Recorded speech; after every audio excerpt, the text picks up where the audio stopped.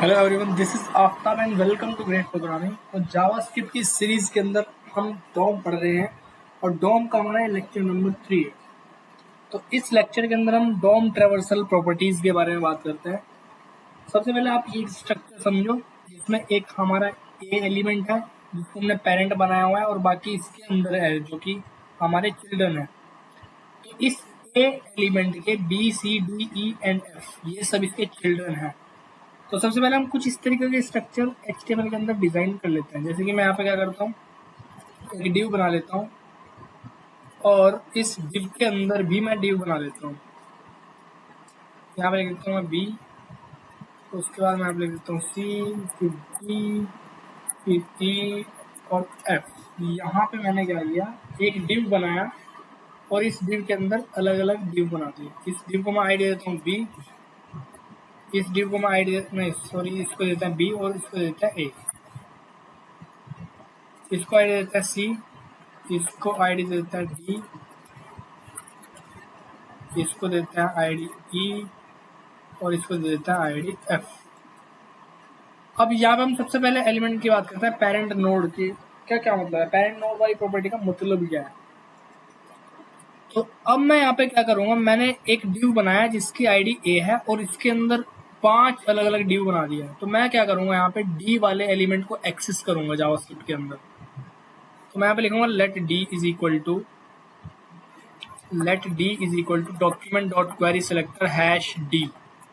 और कंसोल जैसे मैं यहाँ पे डी को करूंगा तो डी वाला एलिमेंट प्रिंट हो जाएगा कंसोल के अंदर। चेक करते हैं, जैसे मैंने यहाँ पे रिफ्रेश किया तो देखो यहाँ पे डी वाला एलिमेंट आ चुका है। तो अगर मैं यहाँ पे लिखता हूँ डी डॉट पेरेंट नोड, ये क्या करेगा, डी वाले एलिमेंट का पेरेंट ढूंढेगा कि पेरेंट कहाँ पे है। तो डी वाले एलिमेंट का पेरेंट कौन है, ये ए वाला एलिमेंट। तो यहाँ पे कंसोल में ए प्रिंट हो जाएगा। चेक करो यहाँ पे, ये देखो ए प्रिंट हो रहा है। जैसे ही मैंने कंसोल को रिफ्रेश किया तो यहाँ पे क्या प्रिंट हो रहा है, ए वाला एलिमेंट। इसको ध्यान से देखो, तो डी का पेरेंट नोड हमारा यही होता है। पेरेंट नोड लिख लो, अगर मैं यहाँ पे पेरेंट एलिमेंट लिख दूँ तो भी यही सेम चीज आएगी, तो भी यहाँ पे सेम चीज आएगी। देखो ठीक है। अब अगर मैं यहाँ पे मान के चलो मैं बॉडी मैं सॉरी यहाँ पे ए वाले एलिमेंट को एक्सेस करता हूँ। मैंने यहाँ पे क्या करा, ए वाले एलिमेंट को एक्सेस करा, ए डॉट पेरेंट नोड करा और ए डॉट पेरेंट एलिमेंट करा। तो यहाँ पे देखो ए वाला एलिमेंट ये है हमारा ए वाला एलिमेंट, इसे का पेरेंट कौन है, बॉडी। तो बॉडी वाला एलिमेंट प्रिंट हो जाएगा। अब चेक करते हैं, तो यहाँ पे देखो बॉडी प्रिंट हो रहा है। अब दोनों में डिफरेंस क्या है, पेरेंट नोड के अंदर और पेरेंट एलिमेंट के अंदर डिफरेंस क्या है, क्योंकि दोनों से सेम ही चीज प्रिंट हो रही है।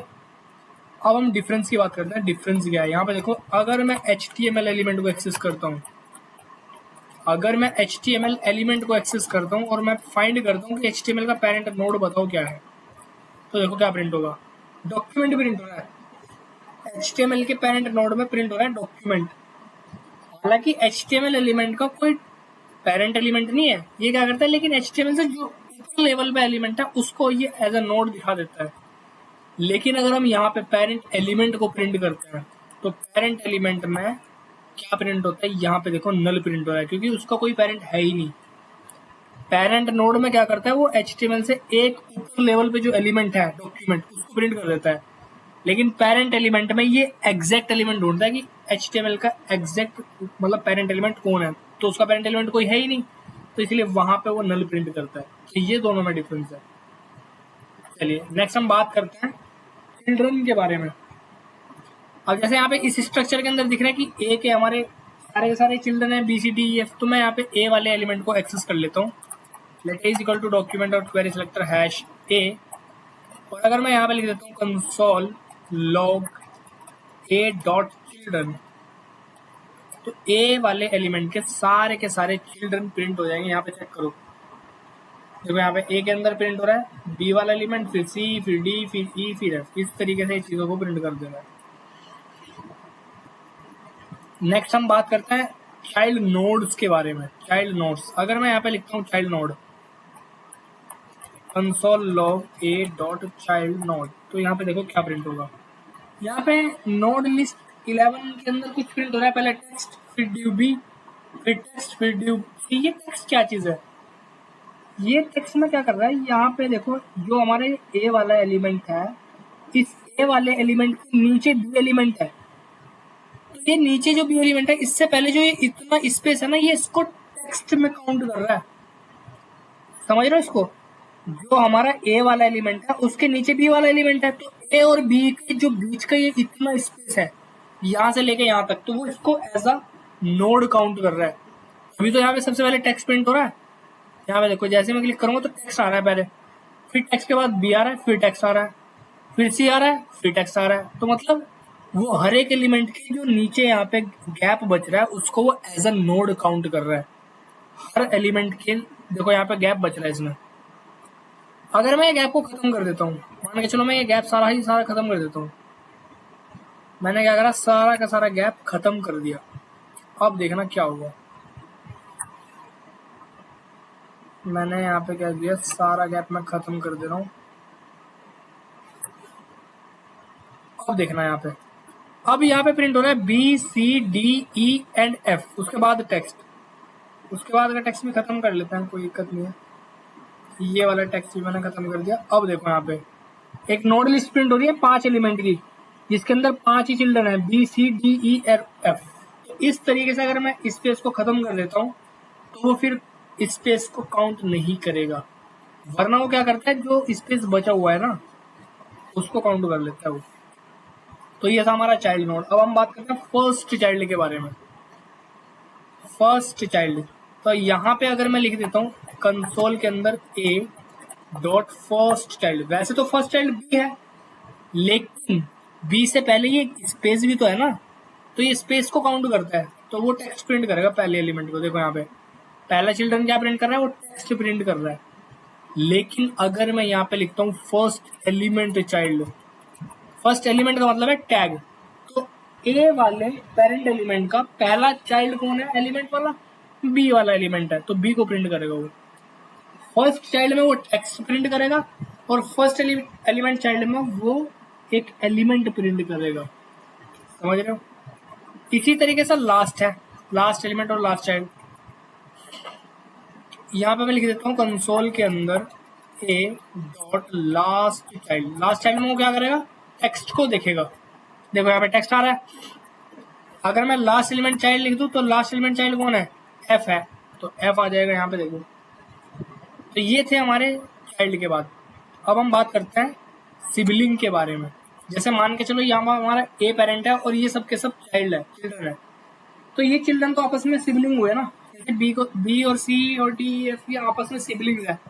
तो मैं यहाँ पे क्या करता हूँ, डी वाले एलिमेंट को एक्सेस कर लेता हूँ, मैं यहाँ पे डी वाले एलिमेंट को एक्सेस कर लेता हूँ, और फिर मैं यहाँ पे प्रिंट करूंगा console log D dot previous sibling. D element का प्रीवियस सिबलिंग कौन है, ये प्रीवियस सिबलिंग होता है, ये टेक्स्ट।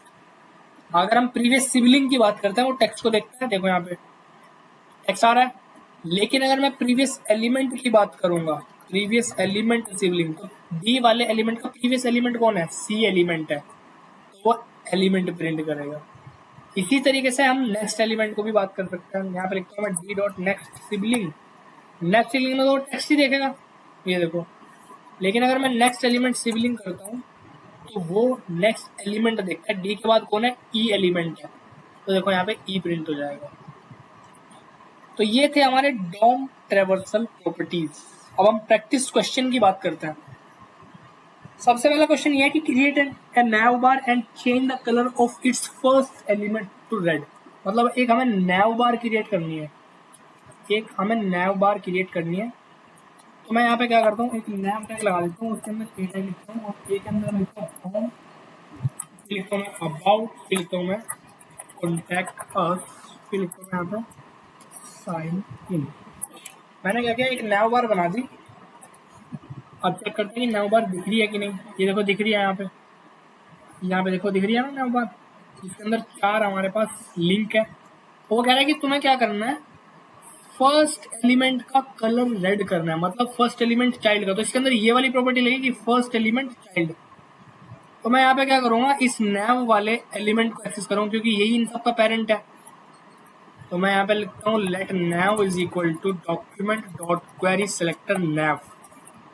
उसके बाद हम क्या करेंगे, कंसोल के अंदर, सॉरी कंसोल नहीं लिखेंगे, हम लिखेंगे नैव के अंदर फर्स्ट एलिमेंट जो चाइल्ड है ना, उसका स्टाइल कर दो कलर रेड। तो ये फर्स्ट एलिमेंट पर कलर रेड लगा देगा। चेक करते हैं, ये देखो रेड कलर लग चुका है।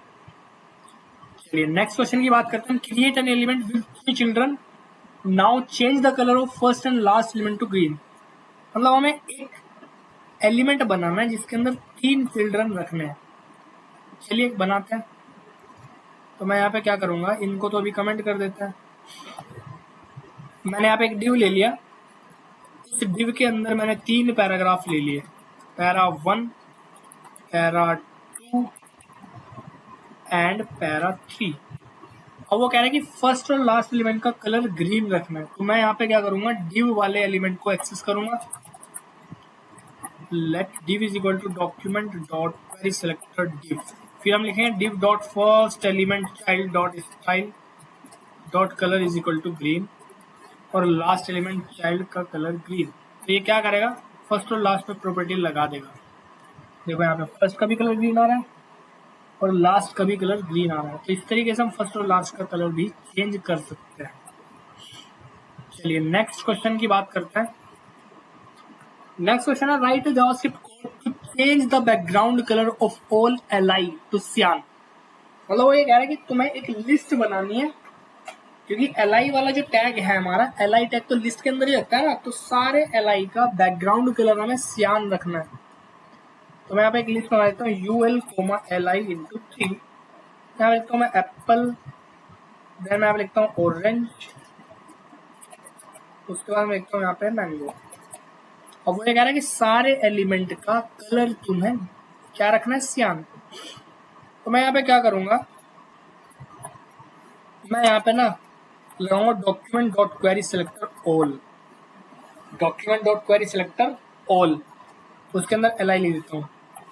कंसोल लोगर में li करूंगा तो यहाँ पे एक HTML का कलेक्शन प्रिंट होगा। ये हमने कल के लेक्चर में पढ़ा था। ये देखो पिछले लेक्चर में हमने ये चीज पढ़ी थी, नोड लिस्ट प्रिंट हो रही है, नोड लिस्ट प्रिंट होती है क्वेरी सिलेक्टर ऑल में। HTML कलेक्शन प्रिंट होता है अगर तुम gate element by class name करते हो या gate element by tag name करते हो। अब मैं यहाँ पे एक लूप चलाऊंगा और let i is equal to 0, i less than li dot length i plus plus. इससे क्या होगा, एक एक एलिमेंट आ जाएगा। फिर हम लिखेंगे li के इंडेक्स पे जो वैल्यू है, मतलब फर्स्ट इंडेक्स 0, फर्स्ट फिर सेकंड इंडेक्स 1, फिर थर्ड इंडेक्स 2, उन सब पे क्या लगना है, बैकग्राउंड कलर लगाना है।